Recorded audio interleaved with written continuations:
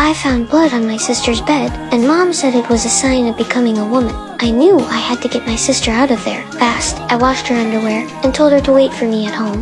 I packed our bags and went to find a car. The driver agreed to wait for me to bring my sister before we left, but when I got back, Mom had already given my sister away in exchange for food. I watched the man take her, powerless to stop him. I couldn't take it anymore, and left home. I met a woman who took me in. She was just as poor as my mom, but she never gave up on her own child. She gave us a bath, and told me she'd treat me like her own kid. She let me live with them. She would bring home leftover cake from her job. It was the first time I'd ever had cake. I don't know my birthday, or how old I am, catch a peasant production date, but I don't. This woman was so kind to me. It was a life I never had. But her fake ID expired, and she couldn't work anymore.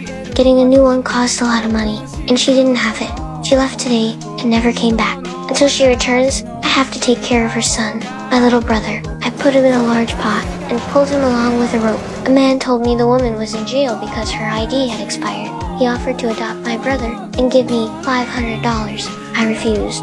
I didn't know what it meant. The landlord locked us out because we hadn't paid rent. We were homeless. I tied a rope to my brother's ankle and walked away. I hoped a kind person would take him, but I couldn't bring myself to leave him. I took him back to the man, and he promised to take good care of my brother. The man also said he would take me to the big city, where there's no hunger. But I needed to go home to get my documents. When I got home, my parents blamed me for everything. They told me my sister had died from a massive hemorrhage after giving birth. She was only 11. I grabbed a knife from the cupboard and ran out. I wish my parents had never had my sister and me. I wish I had never been born.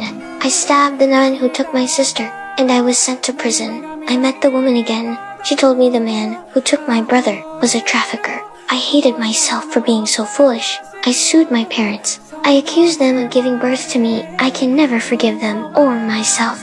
Fortunately, the police caught the trafficker, and my brother was rescued. He was reunited with his mother. I was also set free. Can my life truly start over?